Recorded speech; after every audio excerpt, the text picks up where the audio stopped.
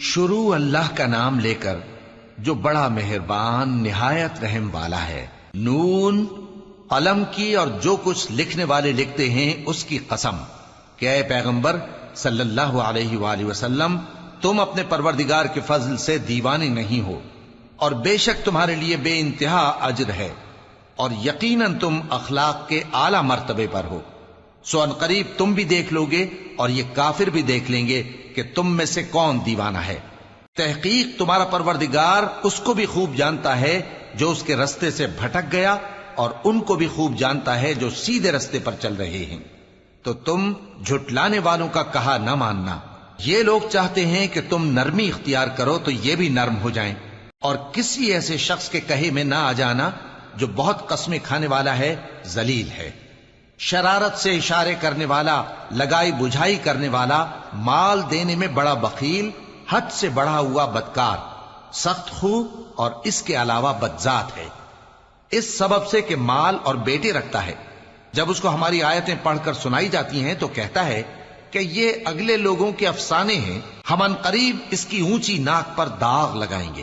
ہم نے ان لوگوں کی اسی طرح آزمائش کی ہے جس طرح باغ والوں کی آزمائش کی تھی، جب انہوں نے قسمیں کھا کھا کر کہا کہ صبح ہوتے ہوتے ہم اس کا میوہ توڑ لیں گے، اور انشاءاللہ نہ کہا۔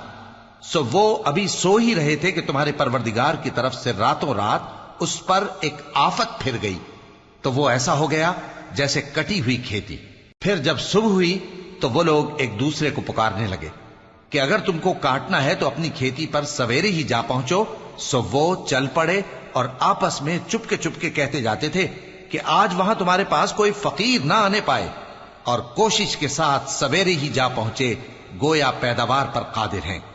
پھر جب انہوں نے باغ کو دیکھا تو ویران، کہنے لگے کہ ہم رستہ بھول گئے ہیں، نہیں بلکہ ہم بے نصیب ہو گئے۔ ایک جو ان میں سمجھدار تھا بولا، کیا میں نے تم سے نہیں کہا تھا کہ تم تسبیح کیوں نہیں کرتے؟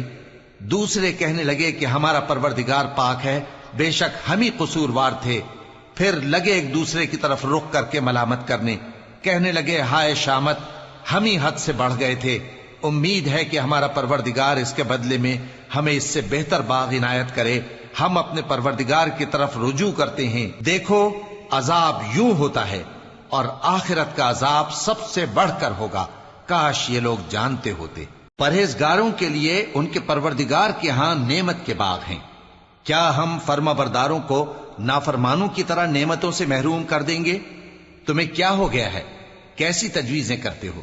کیا تمہارے پاس کوئی کتاب ہے جس میں یہ بات پڑھتے ہو کہ جو چیز تم پسند کرو گے وہ تم کو ضرور ملے گی؟ یا تم نے ہم سے قسمیں لے رکھی ہیں جو قیامت کے دن تک چلی جائیں گی کہ جو کچھ تم طے کر لو گے وہ تمہارا ہوگا؟ ان سے پوچھو کہ ان میں سے کون اس کا ذمہ لیتا ہے؟ کیا اس قول میں ان کے کچھ شریک ہیں؟ اگر یہ سچے ہیں تو اپنے شریکوں کو لے آئیں۔ جس دن پنڈلی سے کپڑا اٹھا دیا جائے گا اور کفار سجدے کے لیے بلائے جائیں گے، پھر وہ سجدہ نہ کر سکیں گے، ان کی آنکھیں جھکی ہوئی ہوں گی اور ان پر ذلت چھا رہی ہوگی، حالانکہ پہلے اس وقت سجدے کے لیے بلائے جاتے تھے جبکہ وہ صحیح و سالم تھے۔ سو مجھ کو اس کلام کے جھٹلانے والوں سے سمجھ لینے دو، ہم ان کو آہستہ آہستہ ایسے طریق سے پکڑیں گے کہ ان کو خبر بھی نہ ہوگی، اور میں ان کو مہلت دیے جاتا ہوں، میرا داؤں بڑا مضبوط ہے۔ اے نبی، کیا تم ان سے کچھ معاوضہ مانگتے ہو کہ ان پر تاوان کا بوجھ پڑ رہا ہے، یا ان کے پاس غیب کی خبر ہے کہ اسے لکھتے جاتے ہیں؟ سو اپنے پروردگار کے فیصلے کا انتظار کیے رہو، اور مچھلی کا لقمہ ہونے والے یونس کی طرح نہ ہونا کہ انہوں نے اپنے رب کو پکارا جبکہ وہ دل ہی دل میں گھٹ رہے تھے۔ اگر ان کے پروردگار کی مہربانی ان کو نہ سنبھال لیتی تو وہ چٹیل میدان میں ڈال دیے جاتے مذموم حالت میں۔ پھر ان کے پروردگار نے ان کو برگزیدہ کر کے نیکوکاروں میں شامل کر لیا۔ اور کافر جب یہ نصیحت کی کتاب سنتے ہیں تو یوں لگتے ہیں کہ تم کو اپنی نگاہوں سے پھسلا دیں گے، اور کہتے ہیں کہ یہ تو دیوانہ ہے۔ اور لوگوں، یہ قرآن تمام جہانوں کے لیے نصیحت ہے۔